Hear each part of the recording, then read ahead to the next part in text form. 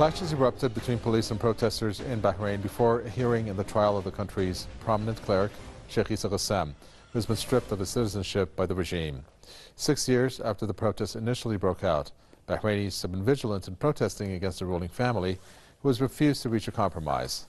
This edition of the debate will discuss the latest developments in Bahrain, why Bahrain's two major backers, the U.S. and the U.K., continue their unwavering support despite human rights violations, and where this uprising is headed to. Our guest joining us for this edition of the debate, author and former U.S. diplomat Michael Springman, joins us from Washington. We have founder of the American Institute for Foreign Policy, Michael Lane, who also joins us from Washington. Gentlemen, welcome. Michael Springman, let me start with you and cite two incidents that have happened very recently in Bahrain. And that is the fact that on the 26th of January, you had the security forces of Bahrain fire live ammunition at protesters. And you have an 18-year-old who still has slipped into critical condition because he was hit in the head. And just recently also, quite alarming, the first executions took place since 2010, 3 of them. It sounds like this revolution is still ongoing in Bahrain. When you look at the way that the crackdown has occurred, why do you think the regime there is not willing to open up dialogue with the Bahrainis? Well, the illegitimate and repressive and highly undemocratic government of the King Al Khalifa is dependent on American and British support in terms of weapons, in terms of money, in terms of political support. You've got the 20,000 soldiers, sailors, airmen, and dependents of the Fifth Fleet headquartered in Bahrain. And the king knows full well that as long as these people are there, he can do anything he pleases. He knows full well that the United States has a long history of propping up undemocratic governments like Saudi Arabia, like Israel, like Turkey, and that the Americans and their client state, the British, will do anything in their power to keep a military presence in the region, and a democratic government would kick these people out. But repressive governments like the Al Khalifa regime in Bahrain love them there and will do anything to keep order in the country at the expense of human life, at the expense of democracy, at the expense of human dignity. I think that the king is quite happy and quite secure unless President Donald Trump takes a good look at his rather undemocratic principles in the Persian Gulf. Well, Michael Lane, please describe to us what significance Bahrain has for the United States aside from the Fifth Fleet.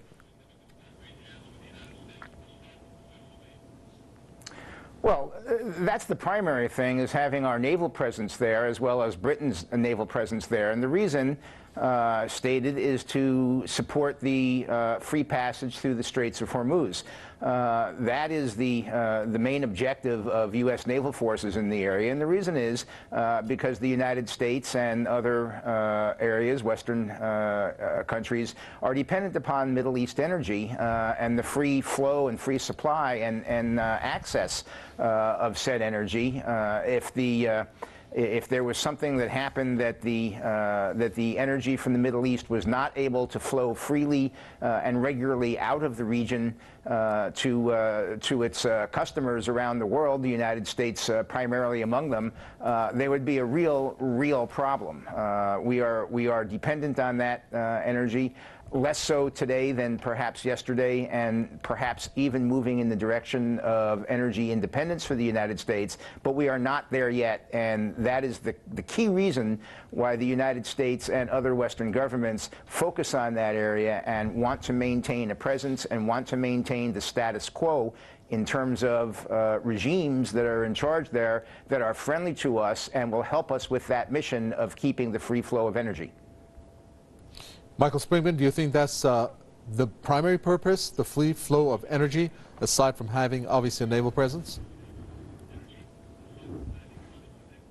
No, indeed. I think it's appalling that you can equate free flow of energy with murder, war crimes, and human rights violations. They're using the Persian Gulf essentially to try and control the littoral states. The French nuclear-powered aircraft carrier Charles de Gaulle is in the Persian Gulf, happily bombing Syria and Iraq, and given the opportunity, they would probably bomb Iran. There is no reason to keep so many ships there. I mean, the Fifth Fleet has 20 warships ranging from nuclear-powered ballistic missile submarines to a 90,000-ton aircraft carrier. The free flow of oil has not been hindered in any way, and it's imaginary to think that it will be hindered. It's speculation. And if anything, the heavily armed presence of American and British and French warships in the Gulf is a threat to the region, and you run the risk of war by miscalculation, which will really stop the free flow of energy. Well, Michael Lane, let's focus a little bit on the UK now. We know that they also have a presence there, and the most recent presence was Theresa May's visit. And I'm just going to read you a headline and see what you think. UK trains Bahraini troops as May puts trade before human rights. What is your reaction to that headline? I think it's essentially accurate. I think that no matter what you want to say about the human rights record of the Al-Khalifa regime, and many people would make a very credible case, as has Amnesty International, that it's not all that favorable. Prime Minister May has other difficulties, other challenges that she's facing today. Among them is the economic fallout and the trade fallout of the vote last summer for the United Kingdom to withdraw from the European Union, the Brexit vote.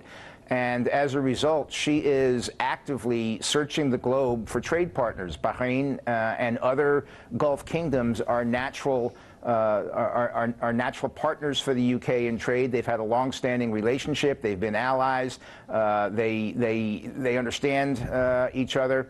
And she desperately, Prime Minister May desperately needs to find additional export markets for British goods. So it doesn't surprise me that when there's a balance in that region among certain countries where you need to evaluate whether or not you're going to have human rights as a higher importance, or economic expansion of the UK as a higher level of importance, I think trade and economic expansion, indeed economic survival, is going to win that one. So I would expect to see not only the UK, but also the US under Donald Trump to lower the visibility of the human rights effort globally as part of our foreign policy. It remains to be seen if I'm right on that, but I think that's what's going to happen.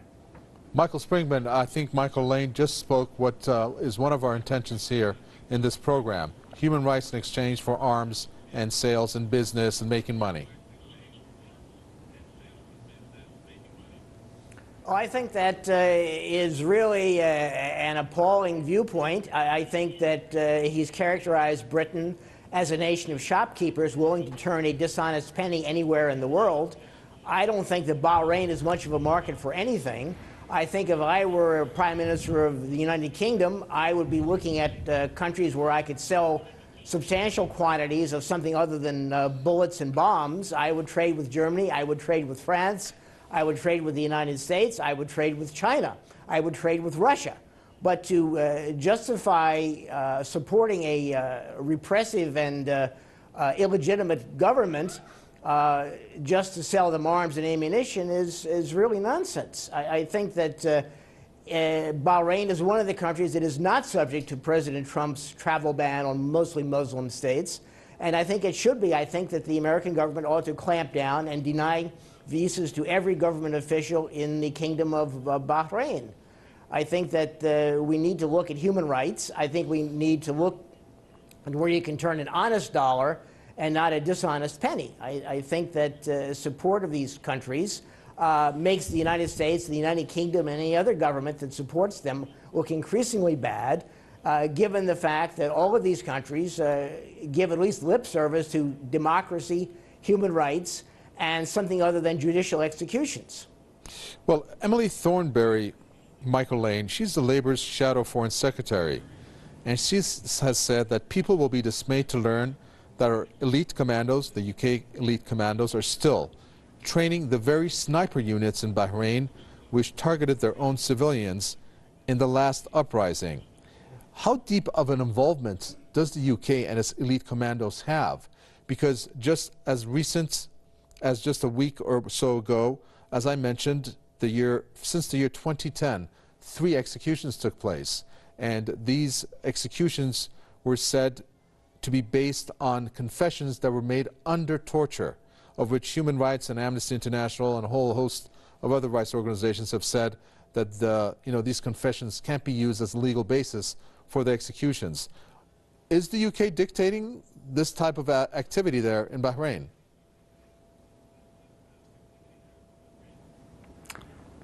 Well, I wouldn't think so. I don't think the UK is dictating that kind of activity.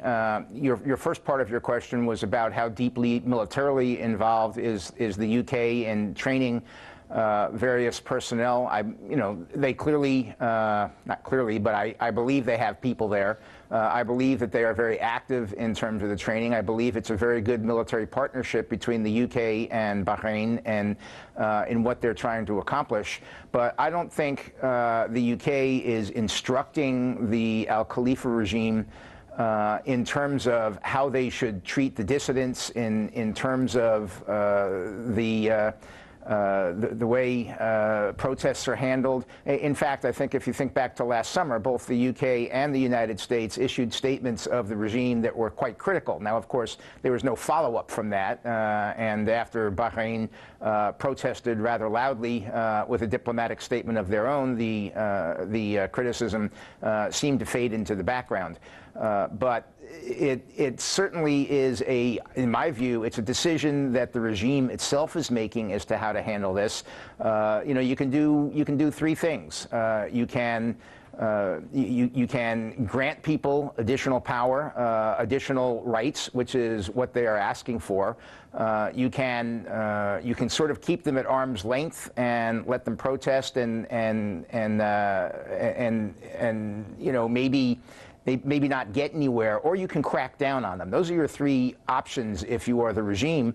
Clearly, the regime has decided that cracking down on the protesters is the way for them to maintain power and for them to maintain the status quo, which is their objective. And as I mentioned previously, it's also the objective maintaining the status quo of the UK, I believe, and certainly the US. Well, Michael Springman, so there's 3 options there. I can't think of any other ones. What Michael Lane there said sounds quite logical. But I would think that after 6 years and all this time that the regime has spent trying to suppress the violence, trying to suppress the freedoms of the Bahrainis, putting them in jail, torturing them, you would think that maybe it's about time that they should sit down and reach some type of, at least start with talks. Why does the regime there opt not to do that? Well, they take the hard line because they know they can get away with it. They know they have more guns, they know they have more bombs, they know they have more bullets than the people of Bahrain. All they've got is basically their physical presence, their demonstrators. They had 150,000 people out in the street on the 29th to protest the arrest and supposed trial of Sheikh Hassim. I really think that after 6 years of this, even the most stupid king would get the idea that it's going to cost him more in the long run to risk being overthrown and risk having his head chopped off than to simply meet with the people and get some kind of parliamentary democracy, which they've been demanding for years, and to get some kind of limits on his power. If all he's interested in is money and support, he's going to get a lot more money and a lot more support if he agrees to even a minimal amount of democracy in the country. But this business of, oh yeah, we'll fight to the last bullet, that doesn't work. It didn't work with the British in the American Revolution. It didn't work with the French in Mexico when they imposed the Austrian Archduke as Emperor of Mexico. And eventually the British had to leave India because they could not stand the constant turmoil caused by people demanding democracy. So it's the guy should see the handwriting on the wall, but apparently he's too blind to do it. I think he needs a good eye doctor. Well, Michael Lane, Michael Springman talked about democracy there. I mentioned that word a few times. How much of this do you think has to deal with the notion of democracy something that Bahrain's big brother, Saudi Arabia, does not want so close to the kingdom?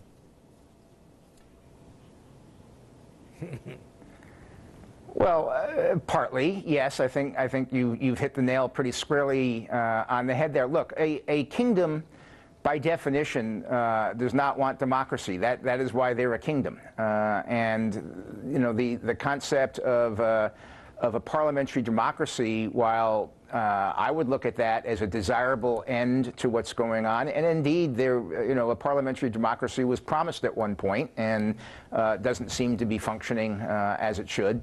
Saudi Arabia, also being a kingdom, looks to its immediate neighbors and says, well, you know, we don't want too many of these ideas taking root where our people can see them, because then they will be demanding the same thing, which means the monarchy, again, needs to cede power to the people, and that's the antithesis of what a monarchy is. A monarchy is, unless it's, like the British monarchy, which is in name only, when it's a ruling monarchy, it has all the power. And, you know, one of the rules of basic politics that we've studied back from the days of Machiavelli is that you never cede power voluntarily. You only let it be taken from you, and that's, you know, at all costs.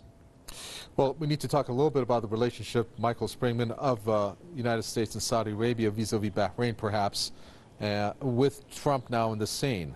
And what I find very interesting in terms of a fact is, and this is a bit of a twist here, maybe I'm going a little bit too far, but based on the travel ban that's from Muslim countries, Saudi Arabia was excluded. One of the facts about that, there could be many, but one of the ones that are interesting is that, well, Trump has registered 8 companies in Saudi Arabia. So that could be perhaps a reason. However, it seems like Saudi Arabia, and now with Trump, they want to maintain maybe that close relationship. Do you think, therefore, then, Bahrain will be part of that equation? Or will Trump have a different approach when it comes to Saudi Arabia and perhaps Bahrain? No, I don't think that President Trump so far has done anything to jeopardize the close relationship the Saudis have with the United States. I think the Saudis are very organized. They spend a lot of money, and they have a lot of contacts still in Washington, even though Prince Bandar is gone. But I think that they waive the idea of, we have huge oil reserves and we can do special deals if necessary with you. I think the Saudis have a tremendous investment in the United States, and they can say, well, we can take our bowling ball investments home, or maybe we can roll them into the 9 pins in the United States and knock a few things down. I think the Saudis, again, like the Bahrainis, are sunk in their ignorance and sunk in their arrogance, and believe that the world will never change, and that they are a monarchy and they can do what they want. Well, there's a monarchy in the Netherlands, and they can't do what they want. There's a monarchy in Sweden, and they can't do everything they want. And there's a monarchy in Britain, and they can't do everything they want. So I think the Saudis and the Bahrainis are stuck in the 14th century, and the world has passed them by. And I think that it's going to be only a matter of time before both monarchies come crashing down with untoward effects on the rest of the country. I think that trying to prop these people up is kind of like trying to prop up the French king Louis XVI in the 18th century. People are going to lose their heads, and there's going to be a tremendous amount of uproar, and nobody wants to look at the future, and nobody wants to plan for the future. Okay, we're going to end it there. Thank you very much. Author and former U.S. diplomat Michael Springman there, talking to us from Washington, also from Washington, founder of the American Institute for Foreign Policy, Michael Lane. Thanks so much for tuning in to another edition of The Debate. From Mika Vitagwe and the entire team in the capital, Tehran, it's goodbye.